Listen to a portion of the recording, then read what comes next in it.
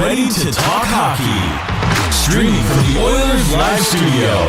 Subscribe or follow today.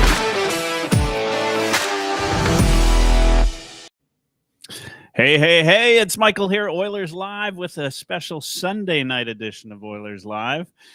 We haven't been on the air in a long time, and I've got a couple special guests and some regular co-hosts, if you will, and Patrick from the Oilers Fanatic and Dash from Dash in the Park. But we've got Mr. Tyson from Dolynny TV with us tonight in the background, in the dark. Hey, I'm in the dark here.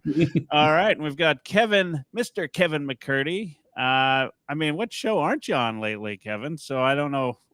What's your regular show right now? I guess the Cult of Hockey podcast is kind of where I'm at the most. All right. Every Tuesday, if I'm not mistaken. Pardon me, sorry? Almost every Tuesday, if I'm not mistaken. No, wait, that one's sort of an on-demand. Oh, I was thinking Low Tide. Sorry, my brain went. Yeah, no, Low Tide I'm on. I guess Low Tide is the most frequent one I'm on, and that's Wednesday at 1. Wednesdays. There you So go. we're keeping you busy as the pulse of Oilers hockey, and your first ever time on Oilers Live. So we're happy to have you. We've got a full show, and as some stranger already in the chat says, a full house. So we've already got some of the good listeners tuning in already. That's bumping up. There's been an all-star team like this assembled since the 1986 NHL All-Star. Yeah. Wow. Yeah. That was that was good. We'd get into that, no doubt. See, Dad would have a story about that. I'm sure he would already be like, into the Wikipedia entry of Bruce McCurdy. But let me tell you why Glenn Sather got to pick those 11 guys that all made the All-Star game. Exactly. Yeah, no doubt. That would be awesome, and some good times for those of us old enough to remember 86 in the All-Star game. Not me, of course, not me. Mm-hmm. Yeah, I might have been. We'll start with the draft tonight.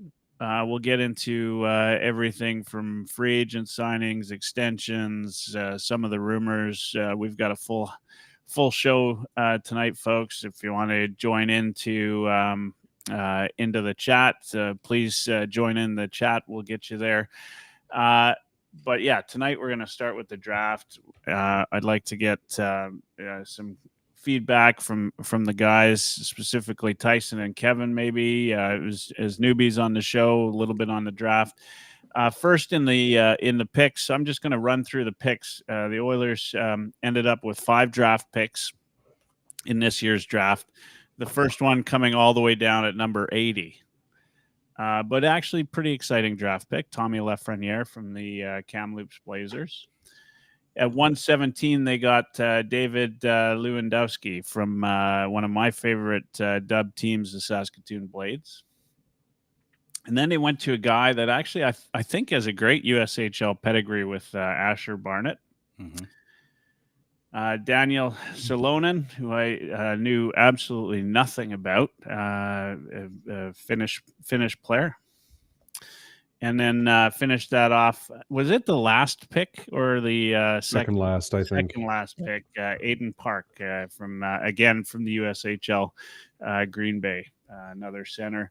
So at the end of the day, they got right wing in Lafreniere, center in Lewandowski, D man in Barnett, and a goaltender in Salonen at 191.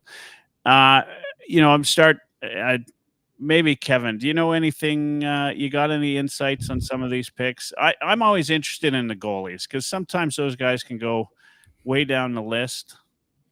Yeah, I don't. Oh, sorry. Go ahead. Let me quote something just to bail Kevin out a little bit here.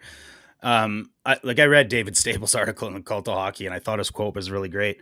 To say that Solonen has gone under the radar is an understatement. I can't find one single scouting report on him, not even in his saturated era of internet hockey coverage. Of course, he's a goalie, and many writers don't know what to make of goalies.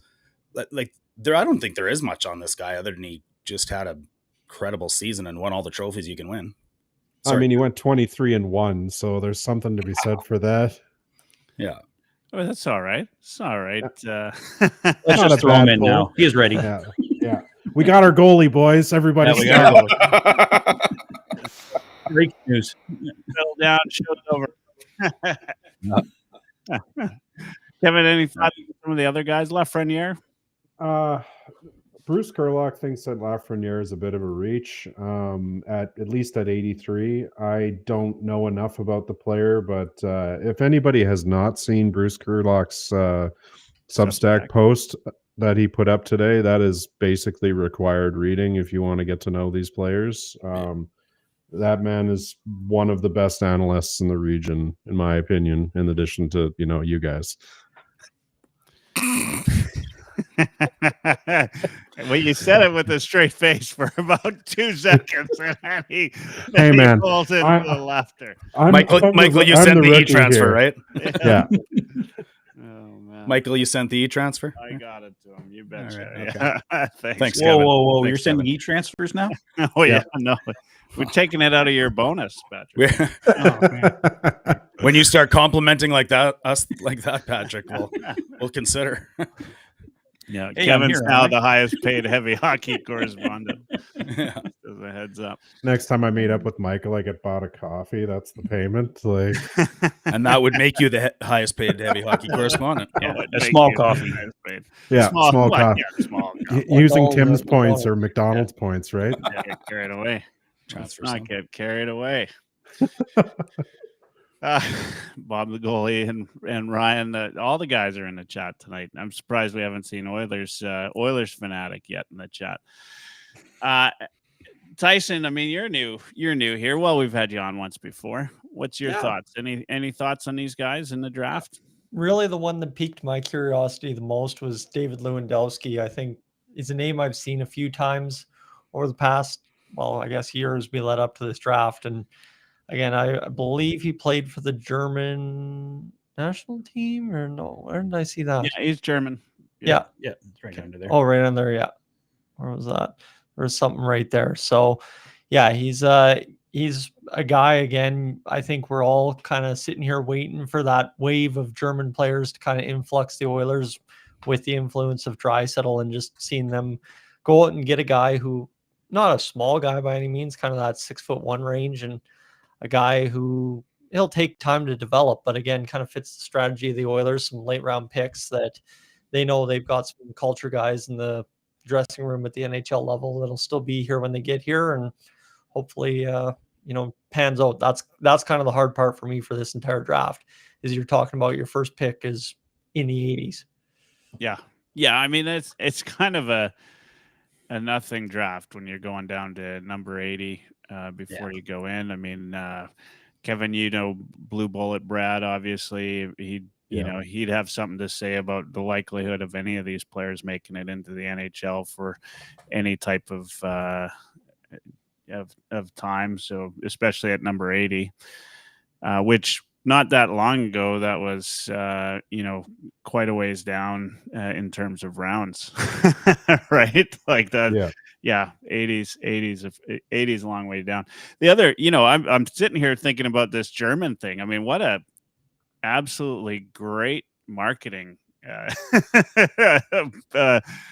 campaign, right? Like, just, have all of Germany as Oilers fans, and you've got it made, right? Like, who else? Aren't they already though? Well, they got a pretty good I think there are lots of Oilers now. fans in Germany, right? Yeah.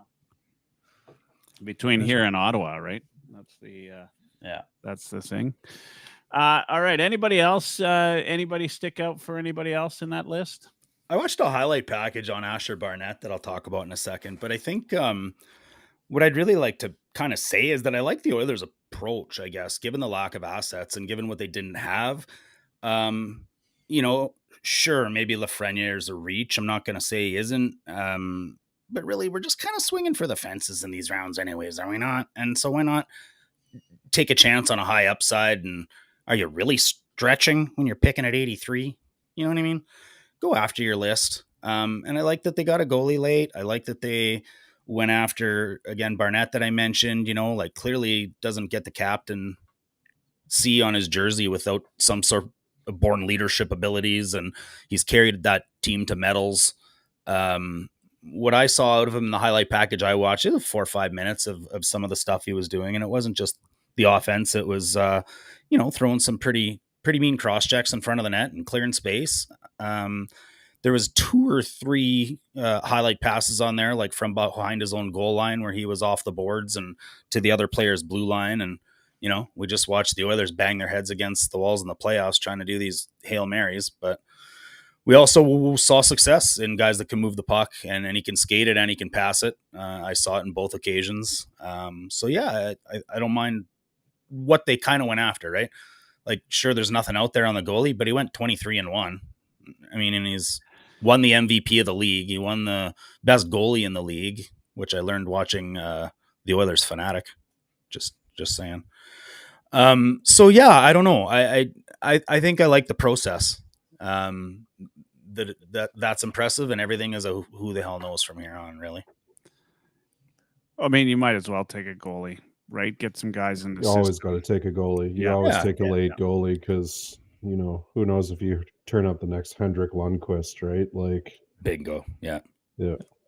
Do you want me to read what Spencer Pamati had out on these two guys? A few of these guys? Go for it. Yeah, and for those that don't know, Spencer is our guy for Heavy Hockey Network.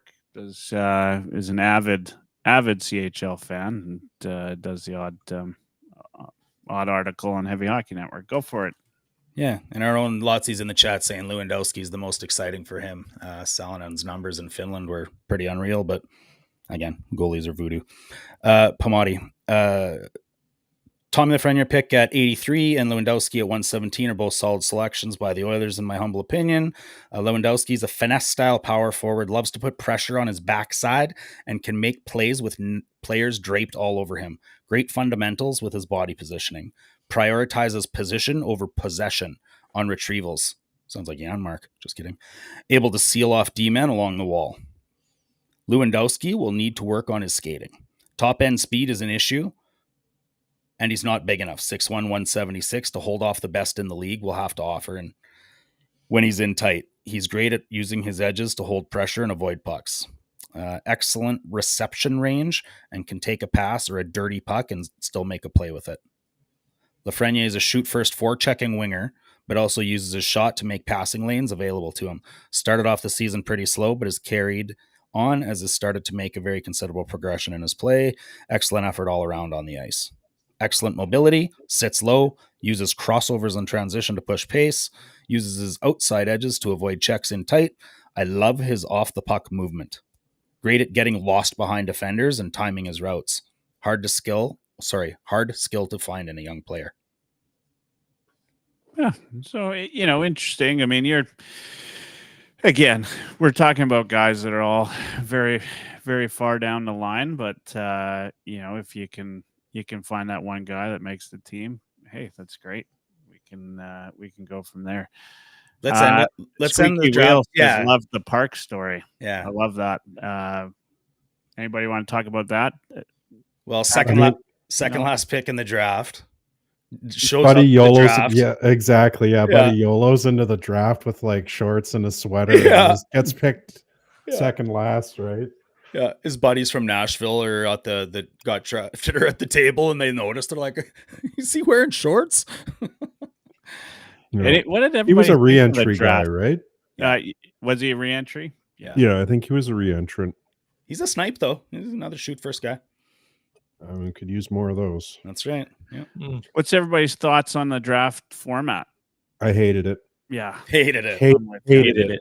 Yeah. I hated it. I was glad to be out of service for the entire thing. I couldn't stay in service for the entire thing. Let's put it that. Yeah, I watched it off and on, but yeah, it was a little bit hard to watch. There's a certain dynamic with the in-person draft where you can tell people are wheeling and dealing and stuff versus a bunch of dudes locked in a war room in a closet somewhere, and then all the technical challenges of dudes not being able to figure out a Zoom call and that kind of thing. Like, it's just really frustrating to watch as a fan. It's like they're like, we're going to do this because the teams voted for it, but we're not going to do a very good job. Yeah. Holland's trying to refer to his official record book. Yeah, exactly. Hockey Reference. He's got the like 5,000 page mammoth thing that he's still referring to from 2005. I'm getting a text message. How do I answer this? Yeah. We got Brian Sweet in the chat from Blackout Dallas, who we'll get into the Glen Gulutzan thing a little bit later, but thanks for tuning in, Brent. All right, let's move on from the draft. I mean, I haven't heard a good word. I haven't heard anybody say they loved it. Big news, Trent Frederic signs 8 years, $30.8 million. Let's talk about it. Dash, thoughts on Frederic, value, role? Well, you get your clean replacement, right? I mean, if Kane was going to roll out another 82-game season, that's probably about where he sits, right? 18 goals, 20 goals, maybe in that range. I don't know if he intimidates like Evander Kane does. But at the end of the day, I don't think he's about intimidation, though. That's not right. really. He's an archetype the Oilers don't have, and I think that's why they did what they did. I was just gonna say, he's one of those unicorn players that when you can combine speed and aggression and scoring touch, you're kind of crazy not to. So, I think 8 years is a bit of a surprise. I think that's just the Oilers. That's the weapon they have is term, and especially when you're under cap constraints, right? I mean, if you can get him at $4 million, I like the AVV. I like him at $4 million. He's the exact same age Lucic was when we signed that player in 20. Let's not It's go. not exactly filling the confidence boat, man. With anything but concrete. Well, it's it's in my mouth here.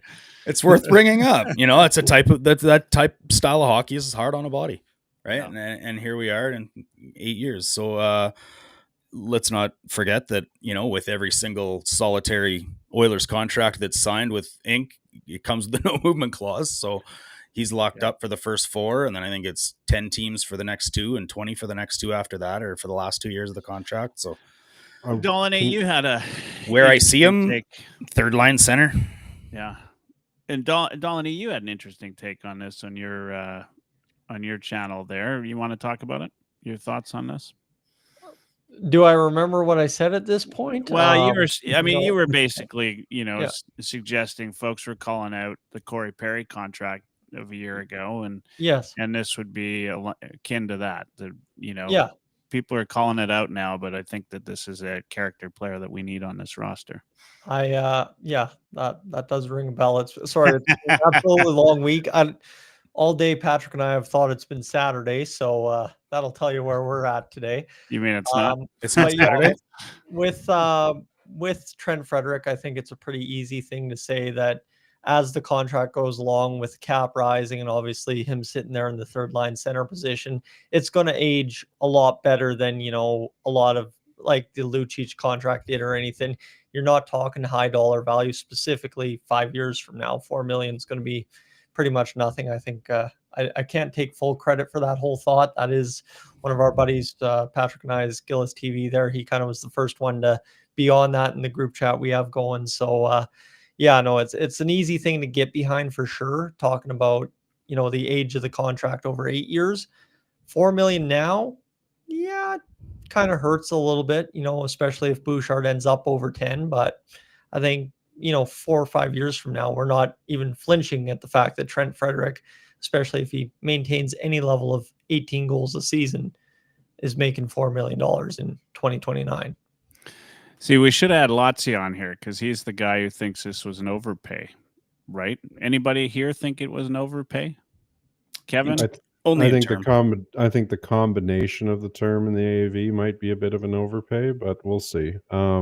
The cap is going to go absolutely nuts, right? Like, people are going to be in for some real sticker shock over the next 2 seasons as they let the backstop off of this. Like, we're already seeing some bonkers contracts being signed that we wouldn't normally see AAVs like this. But I think players are just cashing in, and I think you're going to see a lot more of the 4-year terms too as guys look to re-up as the cap expands. Like the Bouchard deal is rumored to be at like what 9.5 times 4, which would be a tidy piece of work by the org. People are like, no, sign him for 8, but it takes 2 people to sign an 8-year contract, and if he wants to go 4, then give him the 4, give him whatever he asks for. Yeah. I mean, does this fit a need that the Oilers had before, or does this fit specifically a need the Oilers have now? I mean, obviously Kane's on the way out. Fits a need the Oilers have always needed. Yeah. It would have been really interesting to see if he was healthy from the get-go when he showed up in Edmonton, how much of a different impact he would have made in the regular season towards the end. And then, of course, once we got going into big boy hockey there in the playoffs, for sure. Well, and if he had come in gangbusters, we'd be paying a lot more than $3.85 million for him right now. So, yeah, it would have been nicer for him to come in stronger, but we're kind of reaping the benefits of, hey, he looked pretty good, and I bet there's more potential there. If you place third line center, though, that is a need the Oilers have had. Like, we've tried it with Nick Bjugstad, we've tried it with Nuge. Nuge was probably the best in that position, but that's a need that we've had. And if he can play all 3 positions, man, that's kind of that's an archetype we just don't really have that we need to lean on. Well, that's one of the big problems in the finals, wasn't it? Yep, it always is, though. It always is. The reason is we build this team as a 4-line team, but then we go to McDry, and all of a sudden we only have 3 centers for 4 lines, right? Like, that's just the reality of it. So the team, and I said this on one of the other podcasts or on Low Tide or something, but the team needs to decide what they're doing with their top line. If they're going to keep McDavid and Draisaitl together, then they need to get another second-line center. And if they're not going to do that, then they need to commit to keeping them apart even when the going gets tough, and they need to find the wingers to make that possible. Yeah. Brock Boeser. No thanks. No, thank you. We're and you know what? That's next. I mean, we could not the Canuck you're looking for. No. We could go through all of this. I mean, this is we're going to get into free agency moves, trade rumors, that type of thing.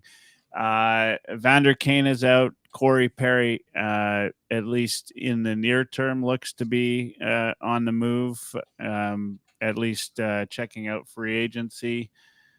Rumors, Boeser, Mangiapane, Maccelli. I've probably missed a few. We're not getting into the goaltending just yet, but we will. What else do the Oilers still need in free agency? Maybe Patrick, you've been a little bit quiet. What are your thoughts on what the Oilers need still yet in free agency? Well, I want them to add somebody for the top 6, just for the points that Kevin was talking about. I want Draisaitl and McDavid separated. Like, as I've said before here, you put them together and you call it the nuclear option. Nuclear option. That was it. And you don't go straight to the nuclear option when you're attacking somebody. That's supposed to be your last resort. And we seem to go to the nuclear option as our first resort every time we're falling behind in a hockey game. So that needs to be saved for special situations, like at the end of power plays and the penalty kills, stuff like that. Find a second line player to keep those 2 guys separated. I think the defense looks pretty good. So yeah, probably I'd still like maybe 1 or 2 new pieces for the bottom 6 as well, just to give the whole kind of 4 lines a different look. Yeah, absolutely. Thoughts like, I mean, it just seems like we're talking Bouch for 10. We just signed Frederic for 3.85. Who knows where McDavid's contract extension comes?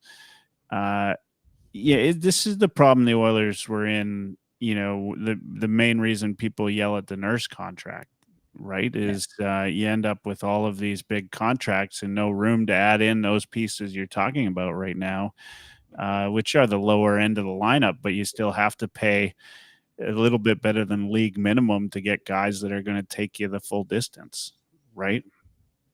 Of course, we don't have the benefit of no state tax, but that that doesn't mean a lot. Like, you got to do what you got to do. So, we have McDavid and Draisaitl. That's our incentives. Yeah, I mean, people forget that all the players get paid in American dollars. I mean, so if you're getting paid, that's true. Yeah, 14 million American. There's volatility that goes with that, and Big the time. other reason that we have to hand out no trade clauses like candy is because we're taxed higher than the Floridas and the Vegases of the world, and cost of living overall, and groceries. And and that's just it. I mean, we get paid in you get paid in U.S. dollars, and go figure that everything costs about 1.35 more here than dollar per dollar. So it all works out in the end. It's that's not a thing really.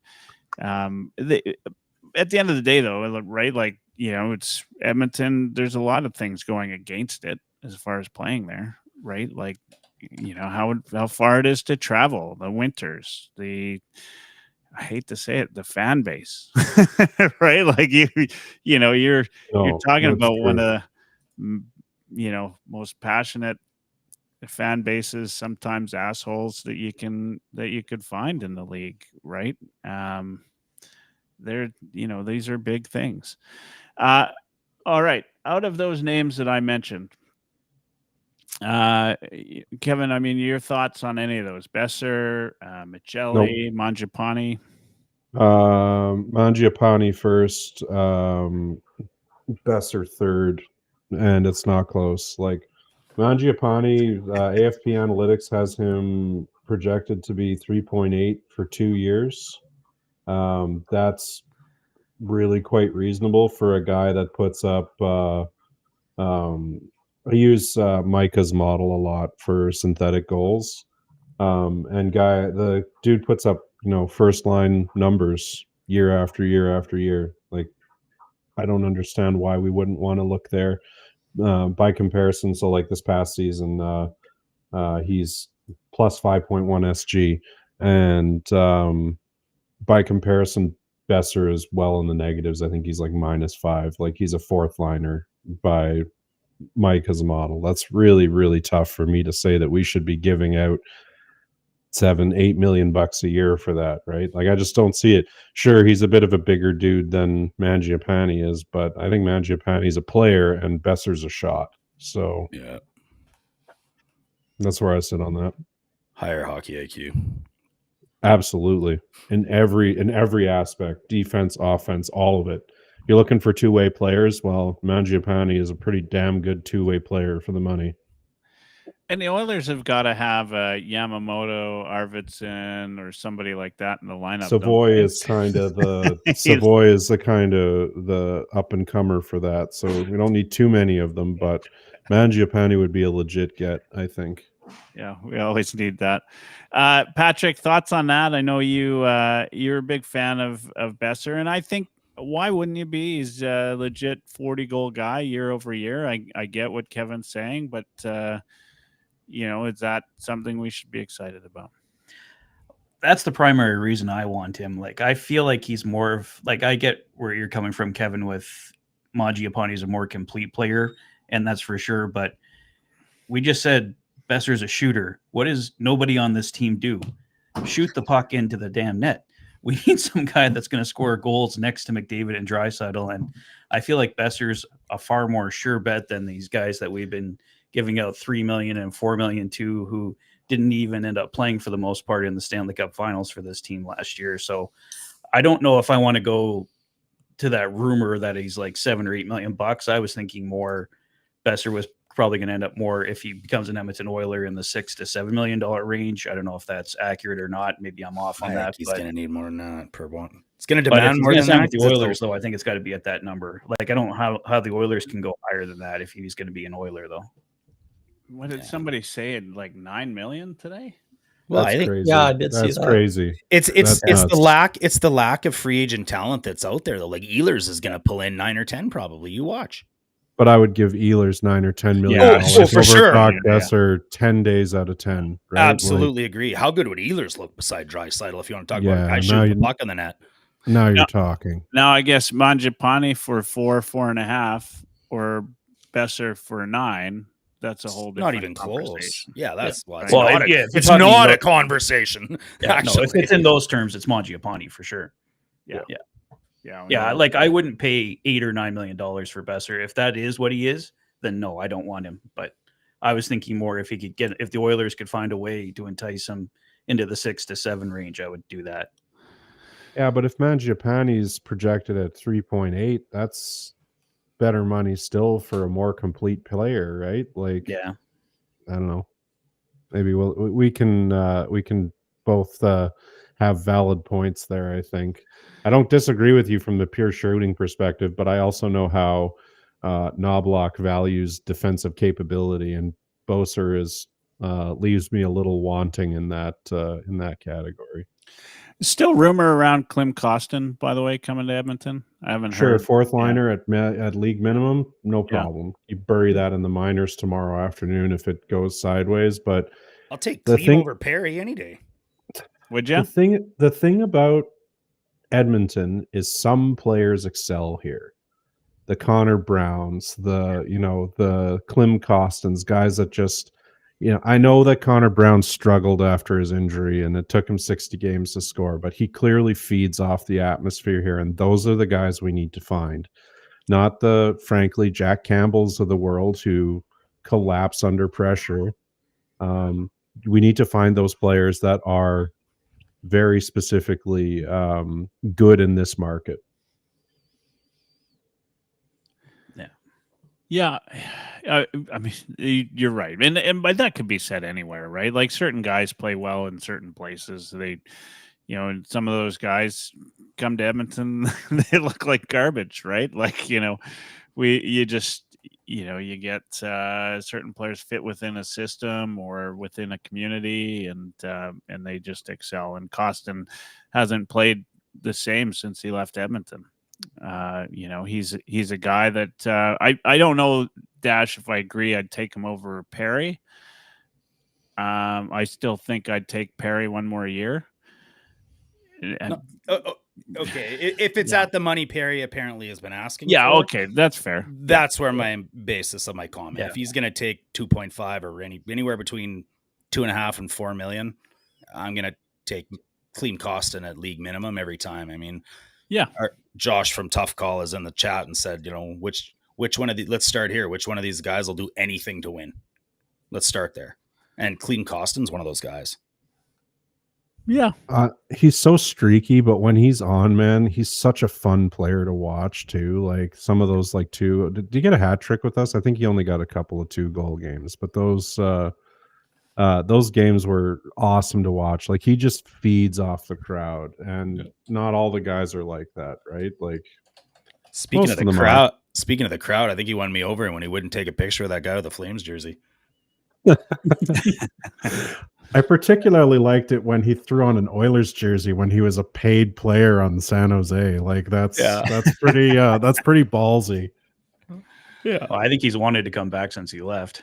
But I think the same way that Vincent Desharnais did, right? Like I don't blame those guys for cashing in on the paycheck that was offered to them, but at the same time, most of us are aware that these guys are not going to live up to the contracts that they're signing, and in some ways will have wished that they stayed where they were for less money, but they also only get one career and one shot to turn it into a lifetime worth of savings for to live the rest of their lives on. So I don't blame them for taking their swing, even if it probably kind of sucks in some of those scenarios.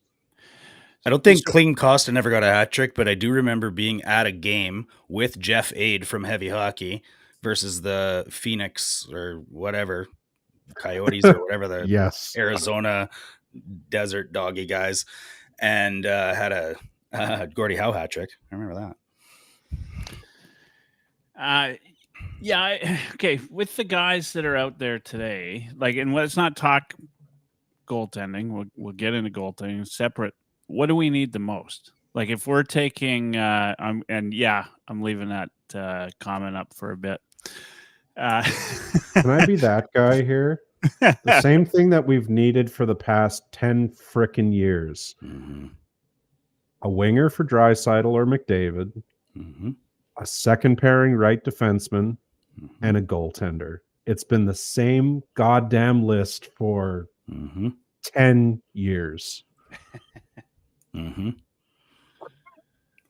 Anyone else have anything to go with that? And well, who fits forward those depth because we get Right. too much of our production from McDry. Yeah, Mangiapane could fit that role for Dry. He's a good 5v5 player, Mangiapane, too. Like he gets Yeah. his goals in Calgary without top line minutes.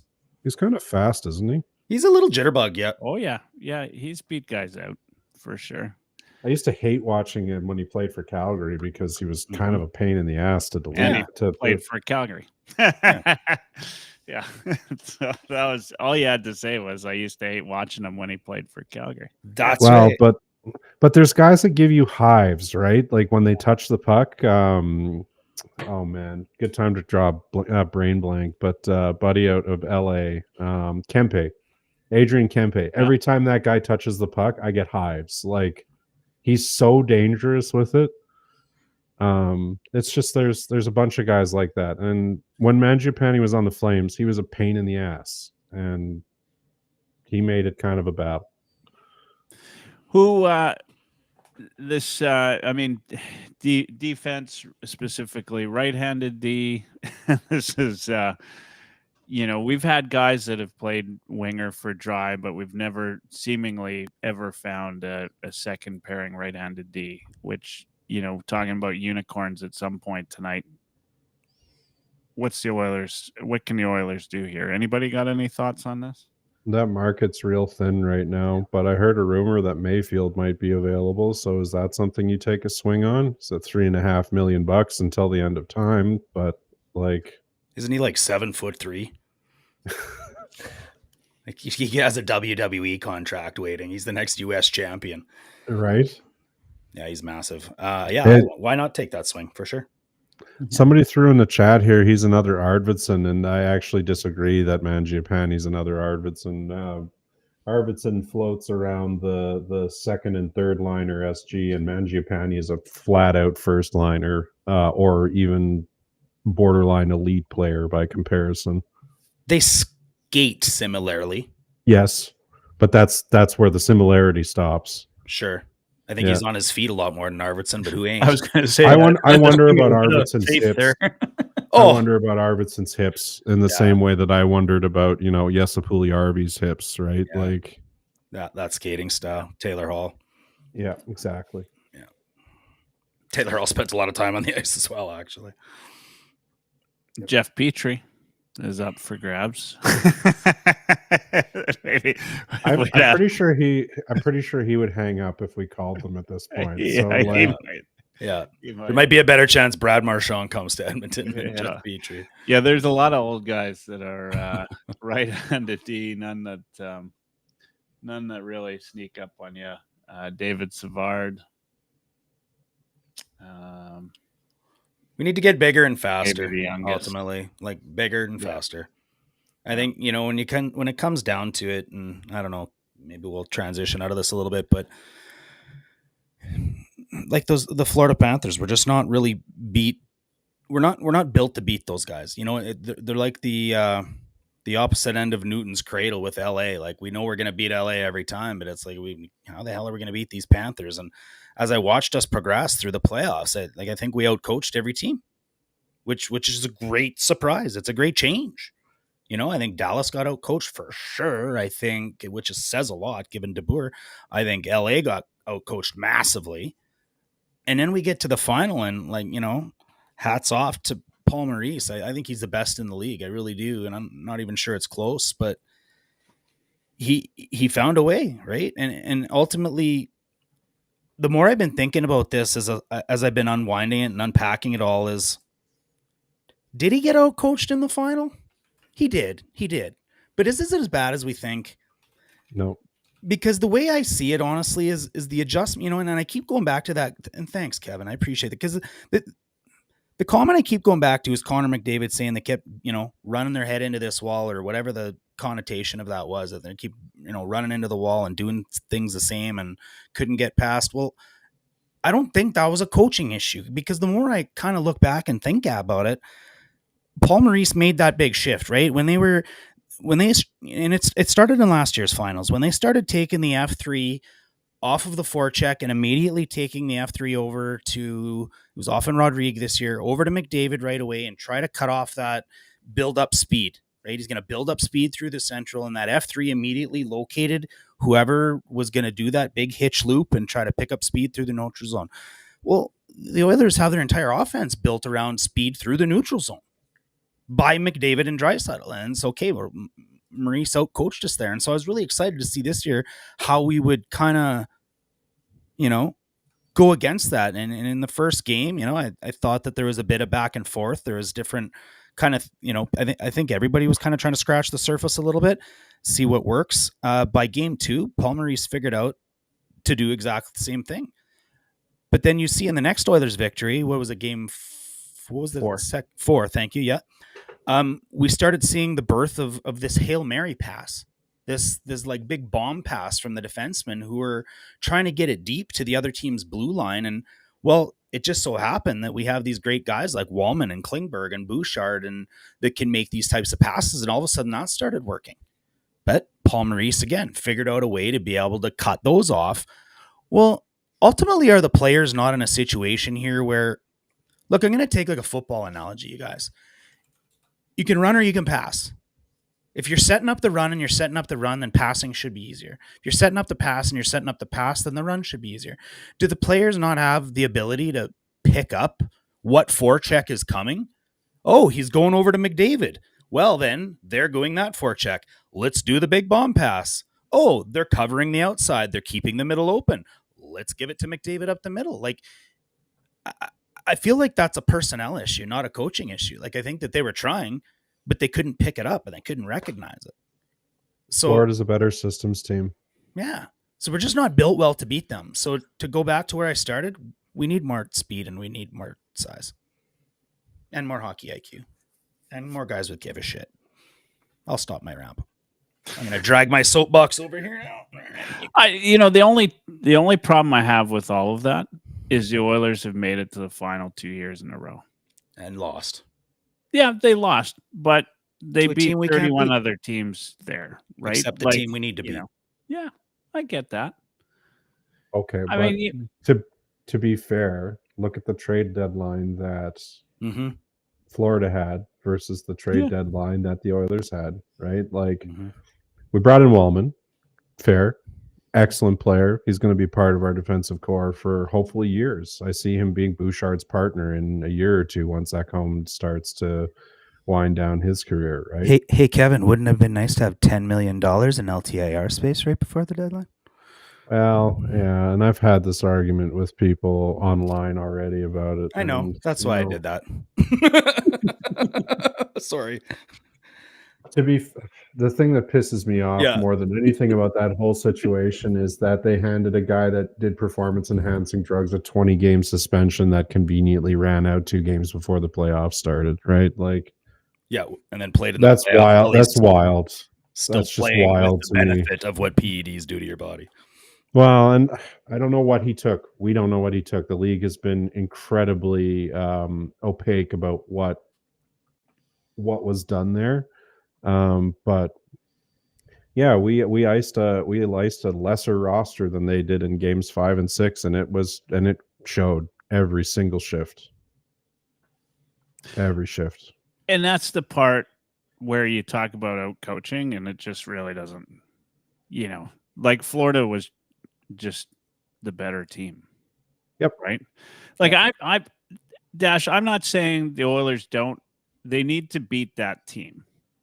So obviously they need something, but at the same time, I mean, you can't look at this team and say they didn't give it everything they had. Like they made it there.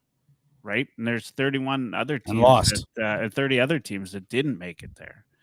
And so, Second place. they Kiss your sister. they still made it.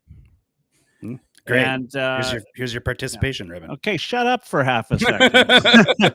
Or I don't know how we put you on mute here, but Needle. like they still made it there. Like 30 other teams didn't make it there. And so, you still you can nick and you can go after everything that they got, but we said they weren't fast enough at the start of the season. But then all of a sudden they were fast enough to beat enough teams to get to the final, right? We said they were too old, but they were, young enough to make it to the final. Like they did all of these things. We still need right-handed D. We still got to, all these things are important. What they do need, I think maybe the most telling thing is what Kevin's saying is they've needed the same thing for 10 years now since McDavid entered the league, right? Like it just seems, and it's some of it's some unfortunate part, right? Like this whole piece with Nurse, right? Like underpaying him for the bridge and having to pay him, a pretty damn nice contract after the bridge. I don't blame Nurse for taking the contract. But it's 7th in Norris voting the year before. Screwed the Oilers for positioning after that, right?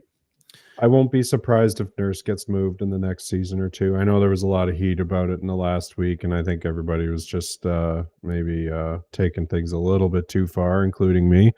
But I won't be surprised if they try and move that contract at some point. Like at some point, McDavid's going to go, something has got to change.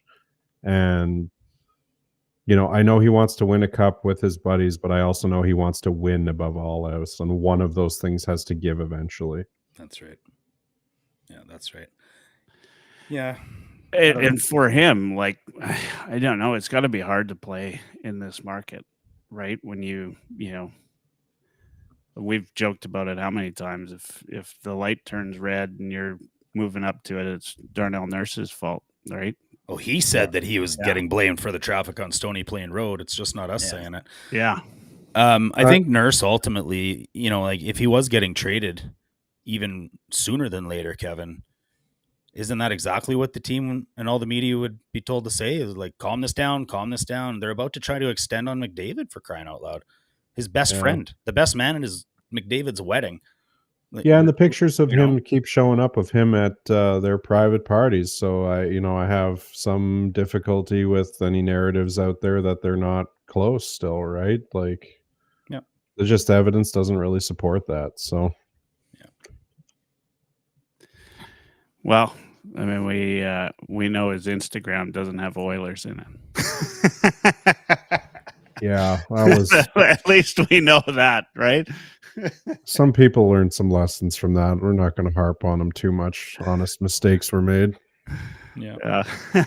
I mean, that's not the first time those types of rumors have come out that guys, I mean, that's, if I was a player in the league, I'd change it once near free agency. I'd just have fun changing it just because. Well, I just thought it was funny. Like, he still had his profile photo in an Oilers jersey, still following the Oilers. But if he supposedly took the Oilers out of his Instagram name, what difference would that make? I mean, why would that be your priority when you're getting traded? It's take somebody's name out of your Instagram profile. Like, Here's oh, geez, I better go change my Instagram. I'm getting traded. Here's a good question from McDoust on YouTube. Let's say you do get rid of Nurse. Who do you replace him with? Right, here's a guy. I mean, to your point, Dash, he finished 7th in Norris voting. What, 2 years ago now? It's no, it was after the COVID 3 season. years ago. And but he's also a guy that plays a ton of minutes for the Oilers, right? Given the free agent market today, I mean, it'd have to be a D for D trade, and you'd probably have some retention on that. Yeah, I don't know. I don't even know if you need to replace him, though, because your left side is Ekholm, Wallman, Kulak right now, right? Like, you have 3 left-handed defensemen on your roster right now. You need to go find a righty. Like I said, do you go after a Mayfield? Do you go after somebody that's cheaper? Like I won't be surprised if they move on over one of Ekholm or Kulak this year too, because that third pairing is just too much damn money, right? Like We'd have to too much money. retain, but I'd entertain a Matheson for Nurse trade of some kind. Well, the amount you're going to end up retaining is probably $2 million, which brings him down to the value that his contract actually should have been, which is between $6 and $7 million bucks. Mm-hmm. Like that's where he should have been. Yeah. Even then, that gives you a lot more flexibility. I'd take $6 million right now, if I'm being honest with you. But I know a lot of people like Nurse. There's some stuff about his game that drives me absolutely mental, like just completely mental. Yeah. The icings in game 5 and 6, man, I wanted to like throw my remote control at the TV. Like, I think it's that lack of, again, they're trying that Hail Mary and trying to make these passes, and Nurse isn't, like, he's trying to execute a system that's kind of what I'm saying. Like, I think the playbook was there. They just didn't have the personnel to execute the playbook. Yep. Shaw TV support is Kevin McCurdy's house for send another replacement remote, right? Yeah, exactly. I was not having a good time in game 5 and 6. Like as soon as they started icing the puck like multiple times a period, I knew the team was in serious trouble. Like when it went to just back to, Chris Russell glass passes and like Hail Marys and shit, like I just that's kind of where I knew things were going sideways.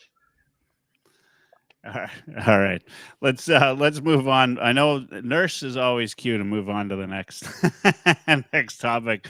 We're talking coaching carousel. Now, Glen Gulutzan's heading to Dallas, so they're said to be negotiating contract. And next up, we've heard rumor that Dustin Schwartz is on the way out. To some, that's a long time coming. To others, it's neither here nor there. And then, of course, what goes on with the rest of the coaching staff in Edmonton right now. Coffey has been rumored to. Is he extended? Is that for sure? Is he being extended? I thought or no, he said that he wants to stay on. And I think that team strongly needs to look at finding a new defensive coach. That's one of the major beefs that I have coming out of the finals. When you're a defense coach, then you guys say that you use analytics as a team, and then your defensive coach says he doesn't use analytics to make decisions. Like that's rough, man. And it shows because some of the pairings that we're using were underwater the entire series. Like I know he had limited options as to who he could pair together, but using Fifis to make your pairings is not what we needed at that time, I don't think. Yeah, I mean that's the biggest question mark, right? Obviously, Knobloch's coming back, right? But what do we do? And then what's the thoughts on who you replace Gulutzan with? Right? Has there been any rumors to that? I haven't heard any rumors on that, but at some point you have to figure they told Gulutzan it's been at least over since the final really that he could go after that Dallas Stars job, right? Mm-hmm. Yeah. So they've known for a little while. You got to think that they have somebody in mind. Is Mark Stewart gone? Like with if Coffey's gone, I guess Stewart's gone too, probably. I think Stewart could go and Coffey can stay. Maybe where Stewart goes and Coffey stays. I mean, ultimately Knobloch gets to pick here, right? So if he wants, that's the most important part. Straight up, that is the most important part. Is that he gets to remake the coaching staff and his own vision. Yeah, it doesn't matter who stays goes as long as it's between Stan Bowman and Chris Knobloch and nobody else. Exactly. Yeah. Are we going to find a power play coach that doesn't like to queue up the pass 10 times in 2 minutes to Draisaitl? That's my only question. Well, I don't know if it's legitimate speculation, but I know some people were saying we should go for Manny Malhotra, try and bring him over from Abbotsford. Yep. Because he got passed over for the Vancouver Canucks head coaching job, so he might be open to coming up for an assistant position anyway. Sorry, Dash. Nope. I don't know. It's hard with the timing online. I might have cut you off as well, but I heard Steve Smith as well. He replaced, that's not terrible. Replaced Bob Locke in Hartford. So yeah.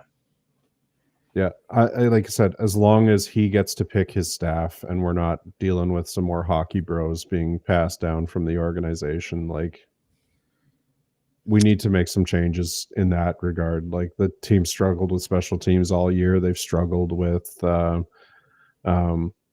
at times defensive pairings. Mark Stewart might be the only one that I might be interested in keeping around. Glen Gulutzan's obviously gone already. So that's probably what I would be looking at. Yeah. I mean, who else has coached Connor McDavid? I guess that might be an option for us. We need to go back. We might be getting his Todd McDavid. Don't give me that look, Kevin. Don't give me that look. It's a possibility. That narrative drives me absolutely mental. Like Connor doesn't have the same involvement in the team or doesn't appear to want the same involvement as Crosby, and it's always like, oh, it's whoever Connor wants, and to an extent that's true, but he just wants to win friggin' hockey games, right? Like they're trying to set the table for him. They're trying to make sure he doesn't leave. They're closing out loopholes of risk here, I think. You know what drives me crazy about that whole situation is by playing it safe and being, neutral as they can be. They don't take the risks that they need to take. They're actually gripping on stronger than they need to. If they just made smart business decisions and hired the right people and brought in the right players, there would be no, topic of McDavid leaving because we would be winning Stanley Cups. And by playing it safe and trying to not upset the apple cart, we're kind of like, here we are. Have we heard anything? Let's get off that topic. Have we heard anything about goalie coach replacements? Have there been any rumors in terms of? I mean, and Schwartz is not out for sure yet. That's just a rumor, right? I haven't at least seen anything to confirm otherwise, unless if somebody else has, they can fill me in right now. Sorry, go ahead. No, Dash. we did it again. I was talking to somebody. He killed his mic. He killed his mic. It's dead. All right. Well, all right. Well, Kevin, you get the floor, I guess, for now. I don't really have a theory as to who. I think that Schwartz is dying to save Stuart Skinner, if that makes any sort of sense as a comment. Like he's just a casualty of trying to keep Skinner around for another year, and I don't really have an issue with that strategy, but something needed to change. Dash, we can now hear every single thing that you can type. So I think all your audio changed back to your other stuff. Ooh. If you just say something, Dash, we'll tell you if we can hear you. Well, in the meantime, sounds like Toronto target there in that loophole around the what was that? What word escapes me now? The tampering. The loophole out of the tampering. Nicholas Hague, Darren Dreger saying just might have been traded over to Nashville. So who has? Nicholas Hague. Oh, that was kind of, I know, mentioned as a possible target for Toronto should they try and evade the tampering situation with Vegas on Marner. Yeah, it'd be pretty funny if the league made an example of Vegas after everything that's gone on. Oh, I would love it. And that's why it won't happen. Yeah. It is really hard not to wear tinfoil hat when it comes to these things. We talk about the Florida situation, we talk about some of that, but that's another thing, right? Like if with the day that we see somebody else get tagged for something like that, like a Vegas, right? then maybe we kind of sit back and say, "Oh, all right." Like now that the Oilers have clued in on how to do LTIR, well, let's change it into the CBA, right? Let's put it I in said there. for years, man, as soon as the Oilers or a Canadian team pulled that stunt, they were going to rug pull that as hard as they possibly could. Has anything come out of the Evander Kane investigation? I heard they were looking further into that. Sarah Valley said they were done with it. They weren't going to really do much because they were addressing it in the CBA anyways. So, and it's good news, I guess. And Kane doesn't play for us anymore. So, I mean, I hate doing this. Like, I hate having a tinfoil hat, but it just feels that way sometimes for sure. So fill us in, Tyson. You know a little bit about the tampering situation. Fill us in on that, because I actually just heard about that about an hour ago. Okay. What was going on? Basically, I think it's been an assumption here for past week or two Yeah. that Marner's going to be there in Vegas pretty much July 1st. Now, I think it was start of this week or earlier in the week, there was a little bit of a refresher on what Bill Daly's been sending out to the teams as memos and understandings to everybody starting back in November that, hey, look, this is the year we're clamping down on any potential tampering. So cut it out. We don't want to see those contracts signed. What is it? Noon Eastern or whatever time it opens up at 12:01. We don't want to see that. So that was kind of, left out in the ether start of the week. And then all of a sudden yesterday, kind of when I was traveling back from Sundry, things flared up there about possibly Toronto getting in on, avoiding going to the league and saying, hey, Vegas did us dirty here, and saying, hey, let's make a deal, Vegas. Let's you help me. I'll let you do what you want. Yeah. Okay. Makes sense. And no surprise, Vegas is Vegas is part of that conversation. All right, guys, we got to talk about it. Goaltending. Right? We talked a little bit about Schwartz. We talked about who might come in for Schwartz. I mean, Gibson, of course, was rumored prior to the trade. We've heard names like Sorokin. We've heard Jake Allen. We've heard some people say stick with the status quo. We've heard Connor McDavid isn't signing until something's done with the goaltending situation. And this is a show on its own, right? Like, this is you can't talk about this. I mean, let's start. Let's just go around the horn. We'll start with Tyson. Thoughts on the goaltending situation, rumors. What do you think the Oilers shouldn't do, etc.? Well, staying with Pickard and Skinner is pretty much your safest option, given the fact you've got back-to-back Stanley Cup finals out of them. Now, I said this on a video with Patrick today. Is that the smartest option? Well, it's safe. It's safe. That's how I'll put it. But really, for the Oilers, is who's really out there for big game hunting. I know like Sorokin and Jeremy Swayman are kind of the two maybe biggest available. And once Boston by July 1st, July 2nd makes their claim to what they're going to do next year, that option for Swayman will likely be eliminated anyway. But it's really for the Oilers. What happens is you're probably sticking with the safe option, whether we like it or not, just because Jake Allen's more or less a side grade.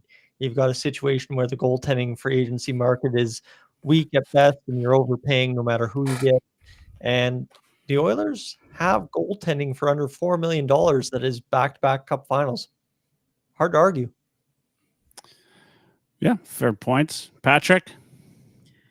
Well, there is no obvious solution out there. I mean, you're basically looking at goaltenders that are, some of them an upgrade on Calvin Pickard, but they're also going to cost you $2-3 million more than Calvin Pickard. So until they can find someone that is a clear upgrade or at least can be challenging Stuart Skinner more than Calvin Pickard can in a tandem, I think you got to just keep the status quo, because we don't need to make a trade just for the sake of making a trade and then be stuck with another bad contract or something like that. Like, Jake Allen is the top goaltender available on the free agent market, and that should tell you everything you need to know about the free agent market. No offense to Jake Allen, but he should not be making $4 or $5 million, which he's probably going to do on Tuesday for some team giving him that. So I don't know. Like, John Gibson was a hope and a prayer that he doesn't get hurt. Thatcher Demko, if he does become available, is a hope and a prayer that he doesn't get hurt. Artur Sheilofs is a guy that could maybe be in a tandem, but again, is Vancouver going to trade Sheilofs to the Oilers? Probably not, despite the fact that they just did a trade. So I guess maybe, but that was different circumstances. But yeah, aside from even like a guy like Jeremy Swayman, like, you're still taking a big risk there. Like, he's making over $8 million. If that goes sideways, you're stuck with another albatross contract. Not to say that Swayman will go bad, but it's a risk I just don't know if the Oilers can take. Pretty much the only guy, I think, if he does become available by some really weird state of events, Ilya Sorokin, but I don't see that happening. So I don't know. I think the Oilers might just have to keep the status quo for now, and then maybe towards the trade deadline, something is out there where they can make that move to try and upgrade, or you try a Hail Mary here and you get somebody for maybe $2 million or less and see how it goes, and then go to the trade deadline for your next option. Yeah.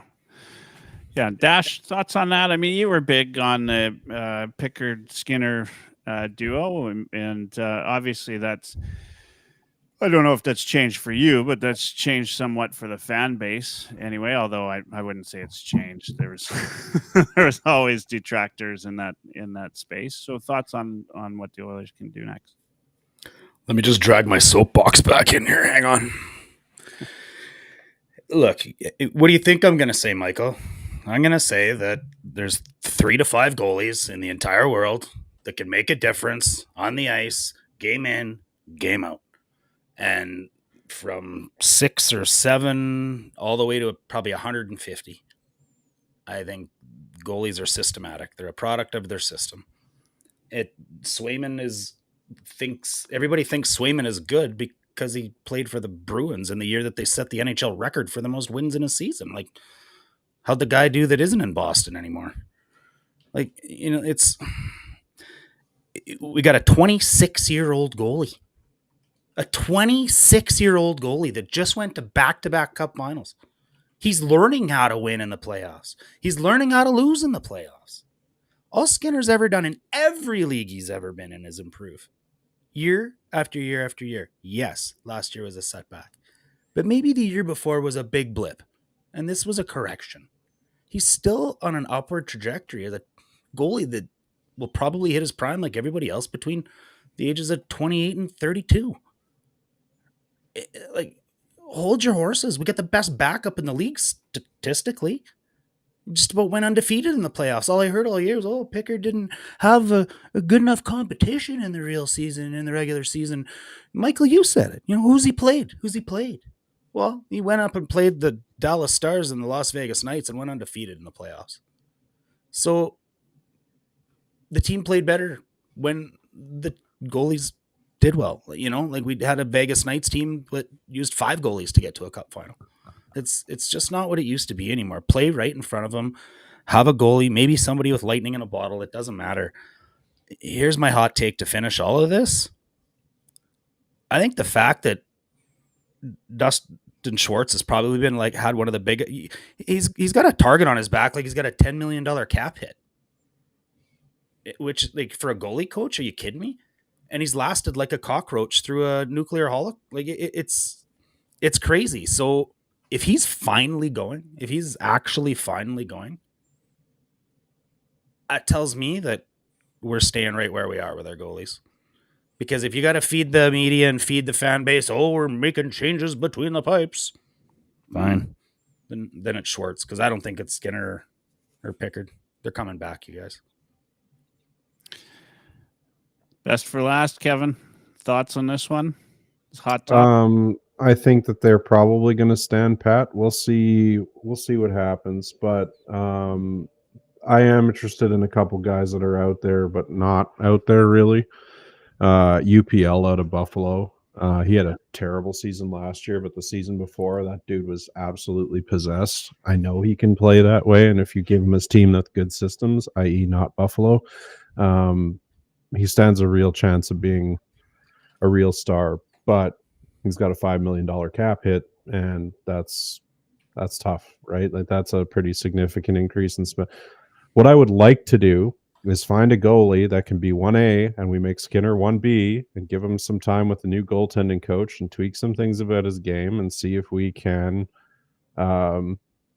keep him improving without him having the whole pressure. The pressure thing, I think, is underreported. Like, people were sending his family literal death threats. Mm-hmm. That affects a guy's focus. Like, he asked for a trade out of Edmonton because people were being shitty to his family. Like, how do you play your best hockey when you're dealing with that off the ice? Same with, he just had a kid. We can argue about the timing of that being a little bit inconvenient or not, but that's just not how the real world works sometimes. Like, people have to live their lives off the rink too. But the reality is he had some off-ice stuff going on, and I think that if we're throwing out the baby with the bathwater, we're probably making a mistake. So at the very least, I think we should retain Skinner as 1B. I think there is a goalie there. But UPL, that would be a get. Swayman, I feel pretty confident would be a get. His NTC doesn't kick in until after July 1st, I think. I doubt Boston's moving him. If they could extract Sorokin out of New York, because New York is really burning their team down, then that is the grand slam. That is the Ekholm of trades, right? Like, that guy is absolutely unreal. How do you feel about Binnington, Kevin? I don't think St. Louis, being a team that's hunting the playoffs, is going to want to separate from him right now, and they're probably especially not going to want to trade him to the Oilers. Just just throwing that out there. Yeah, they're not going to be doing us any favors after last year. So, yeah, I think at the end of the day, like, you go into the season with what you got, right? And like anything, and we talk about this at the start of every Oilers season. You just got to make it to the trade deadline, right? And then you make the changes you need. Then you know what you have, right? Why would you move off of Skinner and Pickard after the playoffs that they had, with the exception of 2 or 3 games, right? And then you're going to move off of them in the off season, not knowing for sure what you have, and if you upgrade on D somehow. Right, then to Dash's point, you play right in front of them, right? Play right in front of the goaltenders, and all of a sudden they look like heroes. Mm-hmm. For under $4 million a year, like our friend Tyson said. Yeah, I mean, it's not quite. Who's bored with you? Clearly, no. It's been a long day. It's not quite. It's all right. Because we got a little bit of Jack Campbell's salary in there too, but either way, we like, you keep them and maybe make you don't have to wait till the deadline to make a trade, but I do think there's something to be said about having a goalie and backstopping that the team doesn't trust. Yep. And if at some point the team doesn't trust Skinner, remember Talbot when he let in every first shot for like a stretch of 20 games. Did you say Talbot or did you say Talbot, Smith, Koskinen? Yeah. Campbell. Yeah, you dropped a few letters there. Yeah. Sorry. I mean, once you start to lose confidence in your goaltender, then it's whether it's the goaltender's fault or not, it's time to make a change. And sometimes that's to save a good player from look at Dubnyk, right? Like, the confidence thing, he gets out of there and does just fine. Skip another team will do exactly what Dubnyk did. He'll start racking up all-star games. Yep. Yeah. I do. I get people's leeriness about his lateral movement, right? Like he does have some movement issues and some puck tracking issues that drives a guy mental. But again, you have to consider the cap hit there, and when they play good systems in front of him, he's pretty good. He's not ever gonna he's not ever gonna be a Sorokin, and you're never gonna see Skinner making $8 to $12 million, right? That's just not what his career path is gonna be. This trade, by the way, I just want to detour for a second. This trade coming out of Vegas and Nashville is nuts. What? It's Nicholas Hague to Nashville in return for Jeremy Lawson and Colton Sissons. And then Hague is signing immediately a 4 times $5.5 million extension with Nashville. So Sissons was a guy that was on my radar a couple of years back as a trade deadline piece, and we didn't pick him up, and that I think he would have been a good fit here. But that's some pretty tidy work by Vegas, I think. Who's reporting on the trade? I want to. Darren Dreger is the one I'm reading, but I've also seen Elliot's got it too. Okay, that's wild.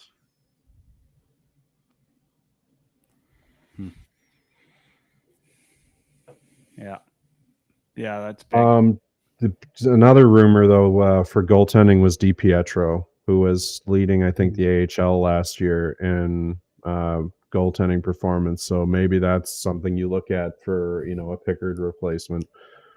I understand why people don't like Pickard. Like he's a road hockey goalie, right? That's his style. Like straight up, that's how he plays. And Rollison.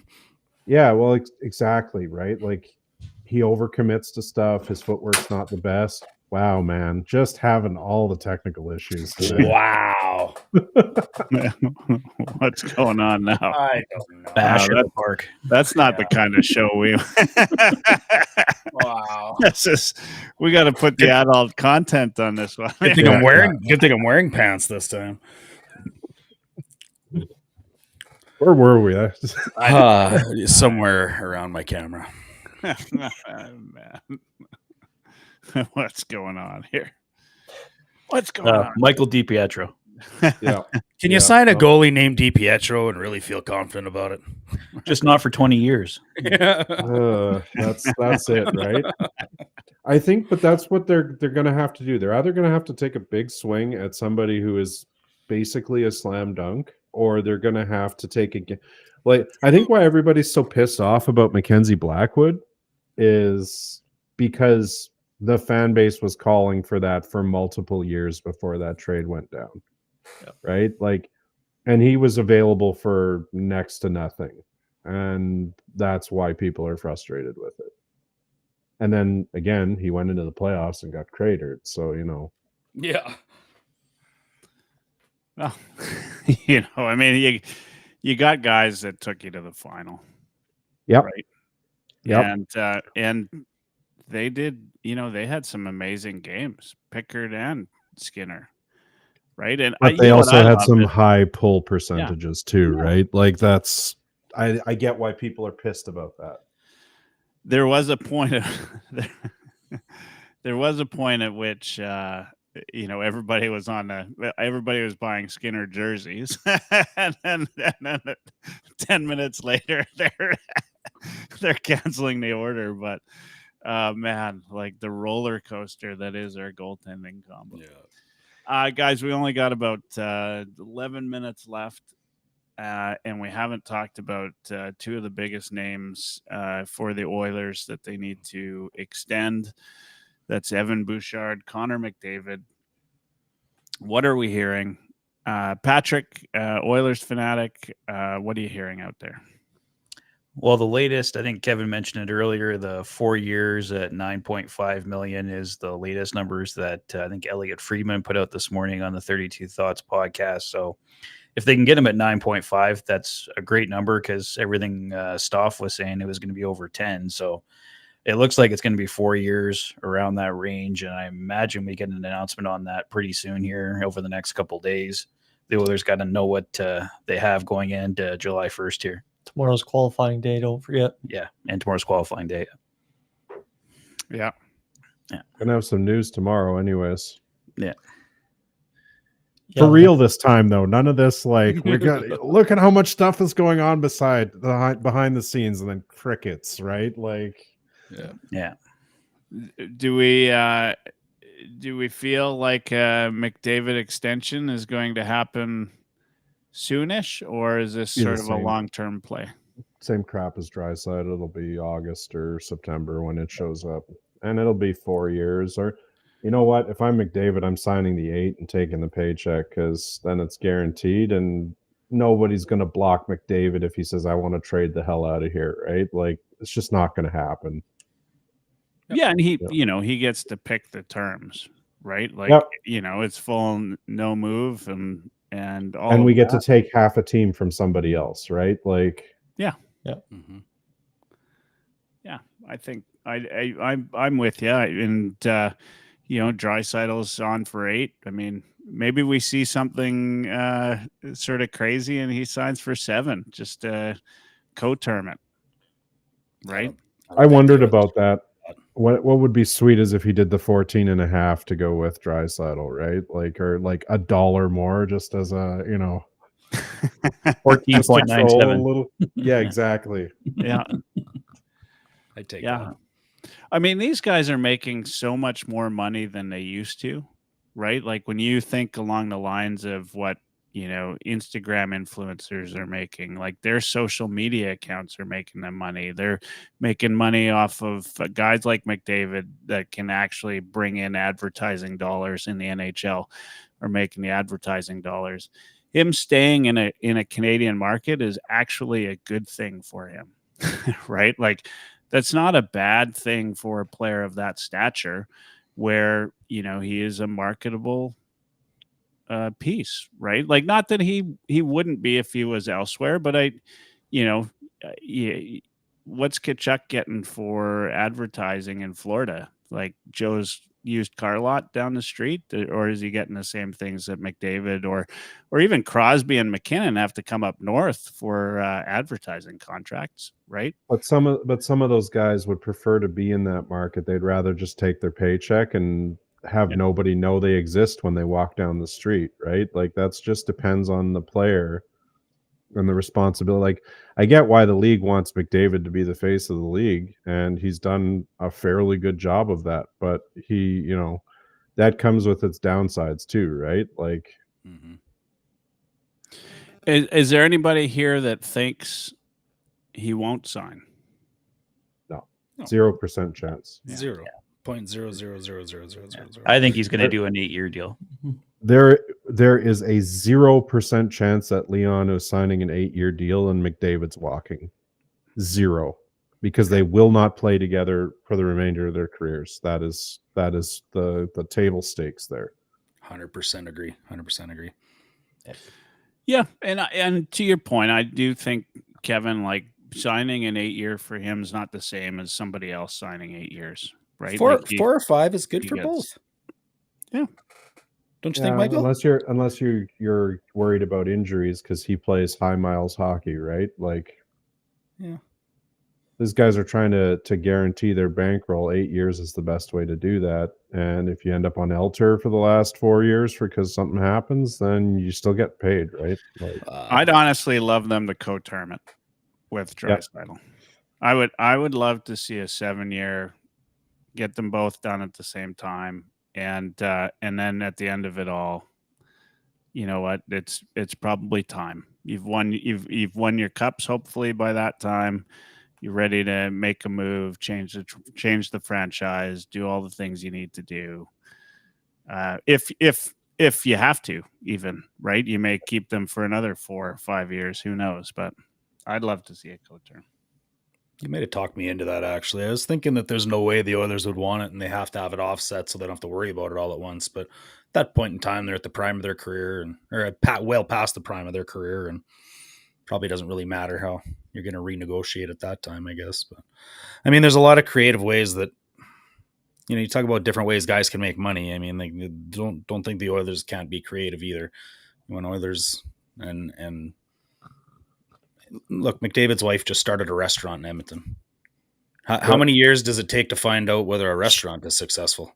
She has an Oilers clothing line, for frig's sakes. Like it's not like just some like generic clothing. Like it's an Oilers clothing line, right? Like He's gonna do what's best for his family. Well, like he kind of the comment everybody freaked out about, I think, was the comment that made me feel the best. Her home design business is here, based out of that same building, if I'm not mistaken, right? They spent a literal fortune on that project. Yeah, that'll all get paid back by the Oilers Community Foundation. Nope, sorry, did I say that on? Shit. Too late to edit on live TV. They're coming. He's coming back. He's coming back. All right, guys, we got 5 minutes left, a little less than that. Let's go rapid fire at the end of this. We're going to go around the horn. Now, Kevin, it's your first time on the show. And as you know, and I'm sure you know, we have a tradition here on Oilers Live, mostly because I was talking too much. But I always I've let all my guests have the final say.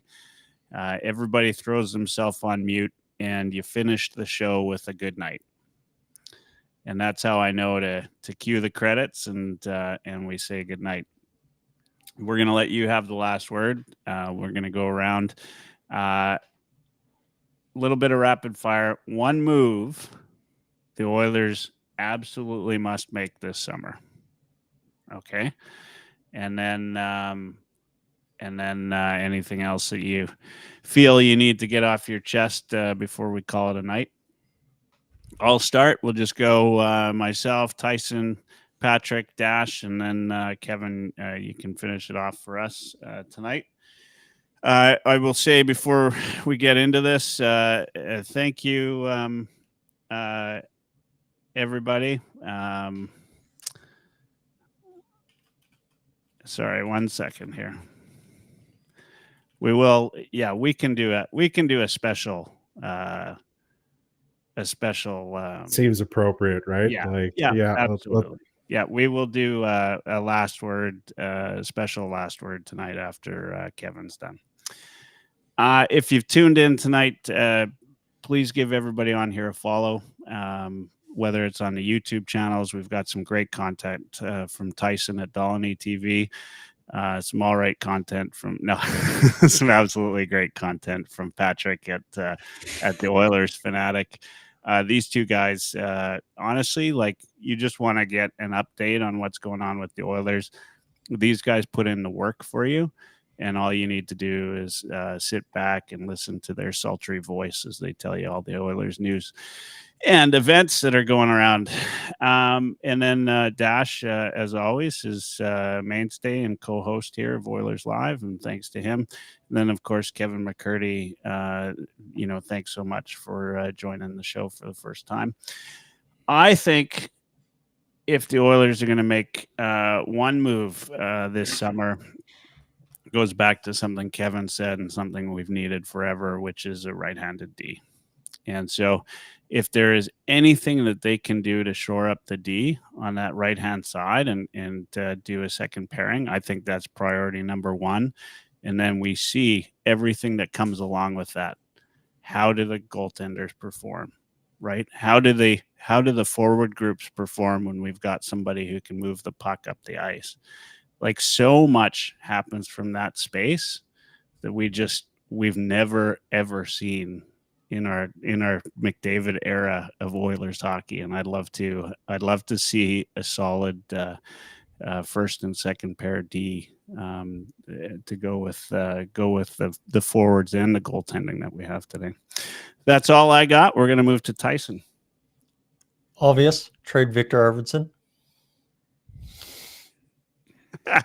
That's all you got. All I got. Fucking bombs, man. I love it. One move. Arvidsson, He dropped Patrick's mic. Fade to black. Like, that's my microphone. Be careful with that. I'm going to say find a assistant coach to fix the power play penalty kill, get that going back on track, because those were things that were winning us hockey games that got us pretty much all the way in the Stanley Cup playoffs last year. So if they can find a coach or coaches that can get the power play and penalty kill back on track, I think the Edmonton Oilers will be much, much better next season. Exactly. Dash? You guys all missed it. You're clearly all completely tired and falling asleep here because none of you have said Kapanen. Awkward pause. All right. I think like we missed the boat on my number one target. I really wanted Noah Dobson. I really, really, really wanted Noah Dobson somehow.